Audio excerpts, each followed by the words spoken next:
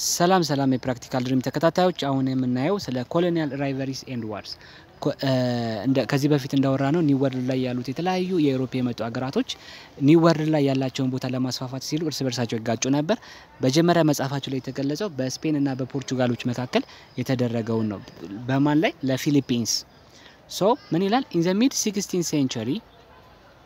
in the mid 16th century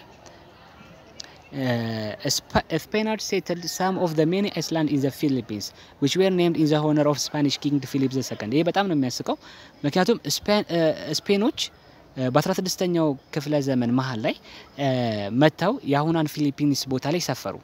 ከዛ በኋላ እዛ አካባቢ የፊሊፒንስ ስም ፊሊፒንስ አልነበረም ከዛ በፊት እነሱ በኪንግ ፊሊፕ II ስም መሰረት በቀቻ ሀገር ንጉሳችን ፊሊፕ ስለሆነ እቺም ሀገር ስሟ ፊሊፒንስ ነው ብለው ሰየሟት። ስቲል ሀገሪቷ ፊሊፒንስ ተብላ ትጠራለች። የሀገሪቷን ስም መቀየር ነበረባቸው ብዬ አስባለሁ። ኤኒዌይ ግን ስፔኖች ፊሊፒንስን ተቆጣጠሩ። ግን ከፊሊፒንስ አጠገብ ፖርቹጋሎች ደግሞ ሞልኳ የምትባል የራሳቸው የሆነ ምን ነበራቸው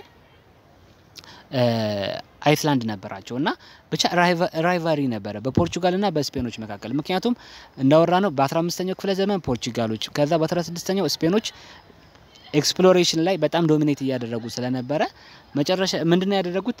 ትሪቲ ኦፍ ቶርዲሲላስ የሚባል ስምምነት ነበረ በማንና በማን በስፔንና በፖርቹጋል መካከል። እና ይሄ ስምምነት ምንድነው?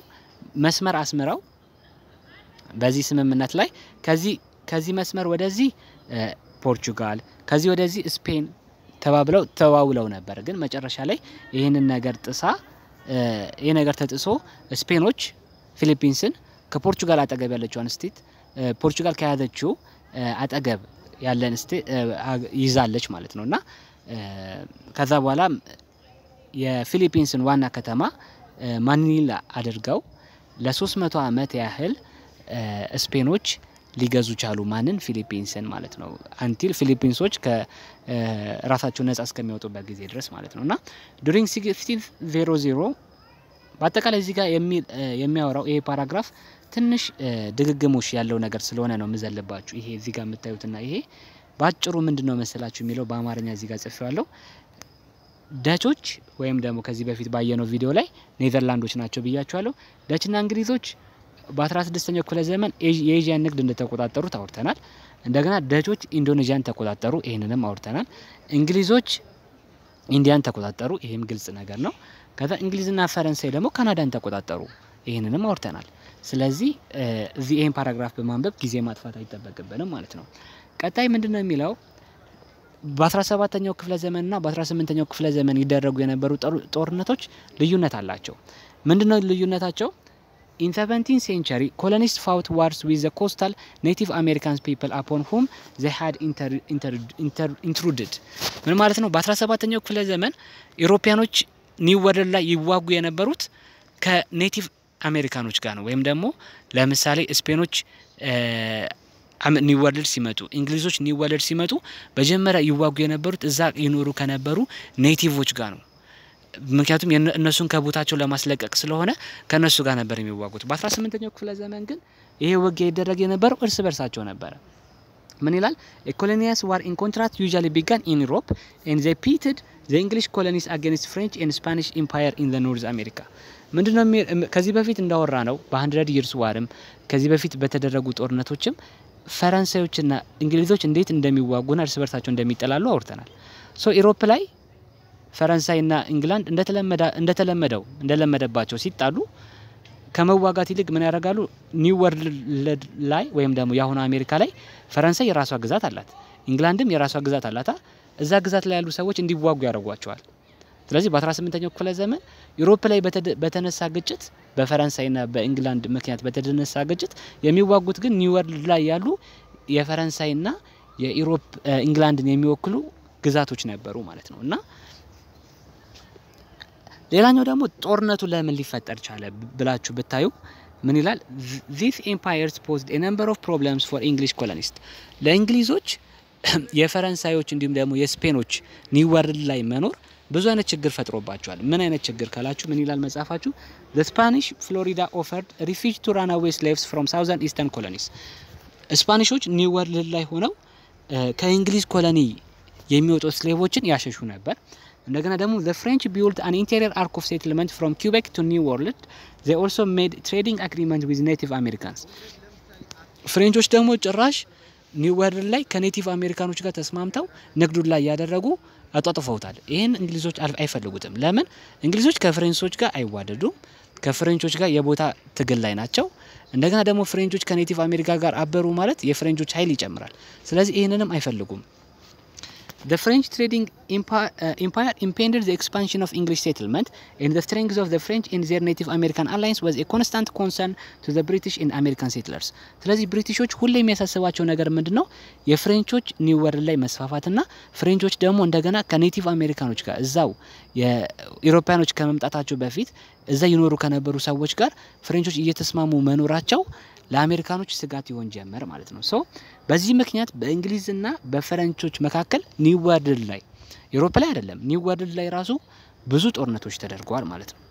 ለምሳሌ ኪንግ ዊሊያም ዋር፣ ኩዊን አን ዋር፣ ኪንግ ጆርጅ ዋር፣ በኋላ መጨረሻ ላይ ግን ያደረጉት ወር the French Indian War ወይም ደግሞ the 7 years war ይባላል። ይሄንን በደም አቴንሽን ልሰጡት ይገባል። ሶ መጨረሻ ላይ ኒው ወርልድ ላይ ያለውን የቦታ ለመቆጣጠር ሲባል የተደረገ በእንግሊዝና በፈረንሳዮች ኒው ወርልድ ላይ የተደረገው ጦርነት የመጨረሻው ጦርነት the 7 years war ወይም ደግሞ the French Indian War ይባላል።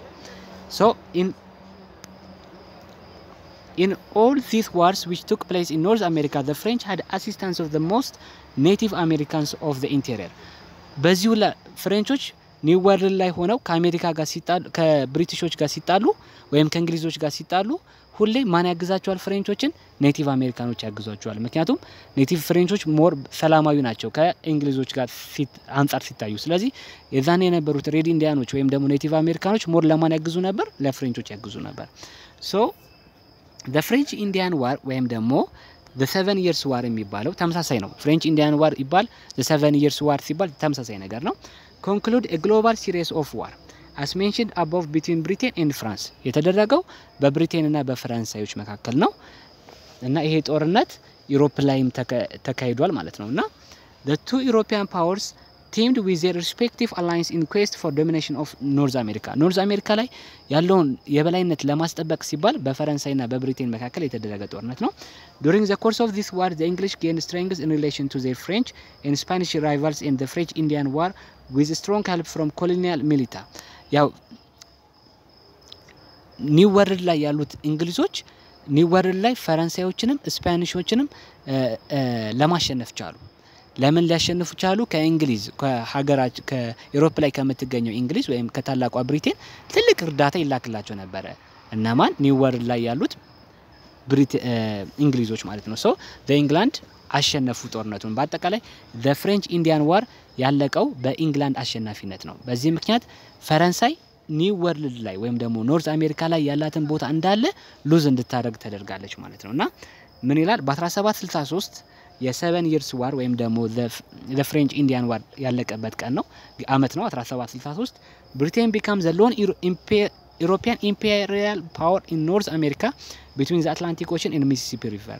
ከአትላንቲክ ኦሽን አንስቶ እስከ ሚሲሲፒ ሪቨር ያለውን ትልቁን ግዛት የ7 years warን ያሸነፈችው ኢንግላንድ ተቆጣጣረችው ማለት ነውና በዚህ ምክንያት የዚህ ጦርነት ውጤቱ ምንድን ነበር? The victory in the French Indian War gave the British an enlarged mainland empire but also brought new problem. ብሪቲሾች ይሄንን ጦር ወይም ደግሞ ኢንግላንዶች ይሄን ጦርነት በማሸነፋቸው ምክንያት ፈረንሳዮችን በማስለቀቅ enlarged mainland አገኙ ወይም ደግሞ በጣም ግዙፍ የሆነ መሬት ለማግኘት ቻሉ። ግን አዲስ ችግሮችን ደግሞ ይዞባቸው መጥቷል። አንደኛው the war had been expensive በጣም ውድ ነበር። ይሄ ጦርነት ውድ ነበር ስላችሁ እንደነገርኳችሁ ይሄን ጦርነት ኒው ወርልድ ላይ ያሉት ኢንግላንዶች ማሸነፍ የቻሉት ከታላቂቷ ብሪታንያ ወይም ደግሞ ከኢንግላንድ በተላከላቸው እገዛ ነው። ታላቂቷ ብሪታንያ ደግሞ ይሄንን እገዛ ወደ ኒው ወርልድ ስትልክ የነበረው ብር እየተበደረች ነበር። ሶ በጣም ኤክስፔንሲቭ ነበር ጦርነቱ። Second, the acquisition of French and Spanish territory gave the British new administrative task. ይሄን ሁላ ቦታ በመያዛቸው ምክንያት ማስተዳደሩ ራሱ መከራ ነበር። የሚያስተዳድሩት የራሳቸውን ሰዎች ብቻ ሳይሆን ኢንዲጂነስ የሆኑትን እንዲሁም ደግሞ ፍሬንቾችንም ራሱ ማስተዳደር ነበረባቸው ማለት ነው ሶ ይሄ ለእንግሊዞች ሸክም ነበረ ማለት ነው እና ይሄ ብቻ አይደለም እዚህ ጋር ባስቀመጥኩት ቴብል ብታዩ ትሪቲ ኦፍ ፓሪስ የሚባለው ምንድነው በዛው ለጠቅላላ እውቀት ከሆናችሁ ትሪቲ ኦፍ ፓሪስ ማለት መጨረሻ ላይ የ7 years war ወይም ደግሞ the French Indian war ካለቀ በኋላ ፓሪስ ላይ የተደረገ ስምምነት ነው በማን በእንግሊዝና በፈረንሳይ መካከል ይሄ ስምምነት ምንድነው ፈረንሳይ ኖርዝ አሜሪካ ላይ ያላትን ቦታ እንዳለ እንድታጣና ካሪቢያን አይስላንድ ላይ ግን የተወሰነ ቦታዎችን እንድትይዝ የሚፈቅድ ነው ማለት ነውና ግን የሪዛልት የዚህ ጦርነት የ7 years war ዋናው ኮንሲኩዌንስ ስንል አንደኛ ፈረንሳይ ያላትን ቦታ አጣለች እንግላንድ ኖርዝ አሜሪካ ላይ ያላትን ኃያልነት አረጋግጣለች ሌላኛው ደግሞ